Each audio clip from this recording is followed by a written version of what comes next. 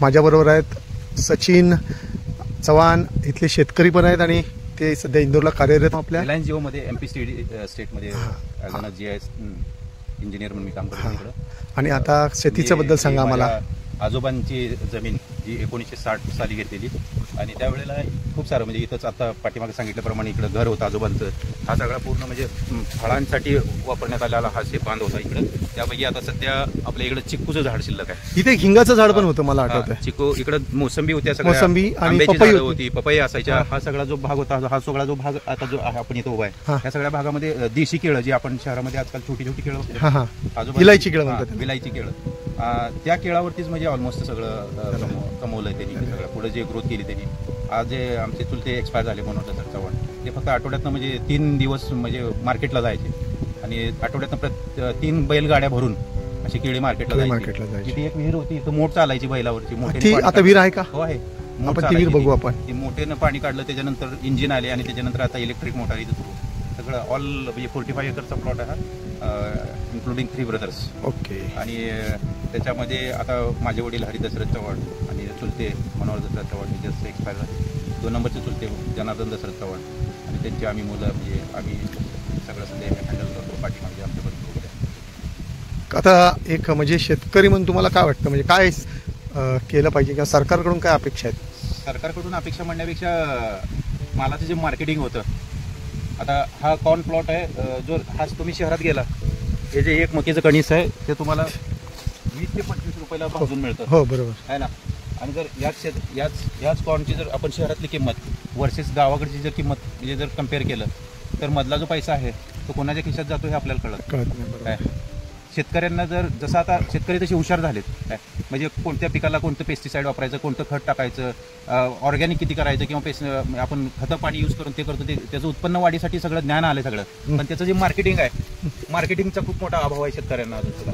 म्हणजे आता कसं असतं, हे पीक आले आता ऑक्टोबरमध्ये परतीचा मान्सून आपल्याकडे ज्यावेळी चालू होतो ना, त्यावेळी परतीच्या मान्सूनच्या वेळी काय काय पिकांचं नुकसान होतं. मग आपण शेतकऱ्यावरती डिपेंड नाही राहतं. हे जे पीक आले ह्याला कसं सांभाळू शकतो, ह्याच्यासाठी कशी व्यवस्था करू शकतो. जे आलेलं पीक आहे ते मार्केटमध्ये गेल्यानंतर त्याला योग्य वेळी, आता कसं होतं सगळ्या शेतकऱ्यांची एका वेळेला माल निघणार शेतातले, मग त्याला काय होतं मार्केटमध्ये आवक झाल्यानंतर दर कमी होतात. बरोबर आहे. पण त्याची साठवणूक करून किंवा त्याला काही दिवसाचं जसं आता द्राक्षापासून बेदाणा वगैरे तयार केला जातो किंवा प्रिझर्वेटिव्ह मध्ये काय काय कोल्ड स्टोरेजमध्ये ठेवलं, हा कोल्ड स्टोरेजमध्ये ठेवता येण्यासारखा भाग नाही. पण गोडाऊनमध्ये ठेवण्यासाठी पॅरलली काय असतं, शेतकऱ्यांना पुढच्या सीझनची तयारी करण्यासाठी म्हणजे पैशाची पण आवश्यकता असते. बरोबर. त्याच्यासाठी सुद्धा म्हणजे तात्पुरता पतपुरवठा जसा होतो तसं शेतकऱ्याला वर्षातून एकदाच पीक कर्ज मिळतं, जे सुरुवातीला असतं इनिशियल म्हणजे खरीपाच्या पिकाला वगैरे, म्हणजे जूनमध्ये जो सीझन होतो हा सीझन जो चालू आहे. आता रब्बीसाठी कसं आहे, ज्या वेळेला हे विकाव त्याच वेळेला पुढच्यासाठी पैसा उपलब्ध होऊ शकतो त्याला. मग तो एक मार्केटिंग आणि पतपुरवठा ह्या 2 गोष्टी तुम्हाला फ्री वगैरे काय द्यायची आवश्यकता नाही. शेतकऱ्यांना जर त्यांच्या मालाची योग्य किंमत मिळाली तीच खरं. शेतकरी हा जगाचा पोशिंदा म्हणल्याप्रमाणे खरंच जगाचा पोशिंदा. धन्यवाद, चांगली माहिती दिलीत आपण. धन्यवाद. आता आजोबांच्या काळातले म्हणजे त्यांनी जे ठेवलेले एक ठिकाण म्हणजे आमच्या शेतातलं देवस्थान म्हणलं तरी हरकत नाही, असे आजोबांनी ठेवलेले इथे एक छोटीशी हनुमानाची मूर्ती आहे आणि इथं त्याच्यासमोर एक छोटंसं शिवलिंग पण आहे. त्या शिवलिंगाची पूजा म्हणजे इथं ठेवली जाते. तिथे आजोबांच्या काळापासून अजूनही म्हणजे आपण त्याची ते व्यवस्था केलेली आहे. इथं आता नियोजित आहे पुढचं छोटंसं मंदिर वगैरे, ते आम्ही इथं करू आणि त्याच्यात त्याची व्यवस्था करण्यात येईल. छोटंसं बजरंगबली आणि शिवलिंग हे आजोबांपासून इथं अवेलेबल आहे. हा भुईमुग ज्याला आपण ग्राउंडनट्स म्हणतो त्याचेच हे प्लांट्स आहेत. शेंगदाणे आता आहे ना, अशा प्रकारे आता ह्या शेंगा ज्या आहेत त्या आता सुटायला लागल्या. त्या म्हणजे 1 ते 1.5 महिन्यात परिपक्व होणे आपल्यासाठी योग्य होतील आणि त्याच्या हे केल्यानंतर ग्राउंडनट्स होतील. या बाजूला आहे ती बाजरी आणि बाजरीमध्ये ह्या जे छोटेसे पॅचेस घातले ते तुरीचे आहेत. हा, ज्याला आपण तुरीची डाळ आपण त्याच्यापासून बनवतो, ती तूर बाजरी आणि हे ग्राउंडनट्स.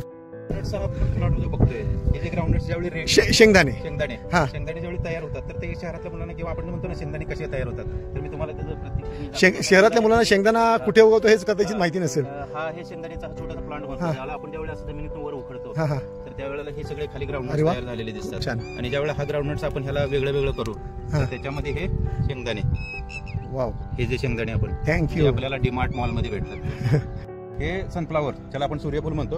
आता सूर्यफुलाचे हे दाणे तयार आहेत, त्याच्यामुळे हे बाजूचे गोल्डन कलरचे जे पत्ते सगळे आता सध्या हे सुकून गेलेत आणि ह्याच्यामध्ये हे सगळे जे सनफ्लावरचे हे बीज तयार झाली ती हे बीजचे प्रकार असे असतात की ब्लॅक कलरचे बीज असतात. याच्यापासून मूळ म्हणजे सनफ्लावर ऑइल तयार होतं. वेगवेगळ्या प्रकारच्या चटण्या पण ह्याच्यापासून सनफ्लावरच्या तयार होतात. हे असं हे सूर्यफूल त्याला सूरजमुखी फुल पण म्हणतात.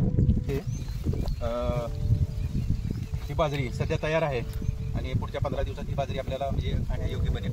बाजरी ही मूळ म्हणजे ज्या लोकांना डायबिटीस वगैरे असतो किंवा हलका आहार ज्याला म्हणतो, त्याच्यानंतर थोडी उष्णता जास्त असल्यामुळे थंडीच्या दिवसात बाजरी आणि ज्याला आपण मटकी वगैरे म्हणतो, मटकीची उसळ वगैरे किंवा भाजी बनवून मटकी आणि बाजरीची भाकरी खाल्ली तर म्हणजे पूर्ण हेल्दी पण आहे आणि हीटवर्धक राहतो, त्यामुळे चांगला आहे. आणि ते पलीकडचं काय आहे? हा जो झाड आहे तुरीचं झाड आहे.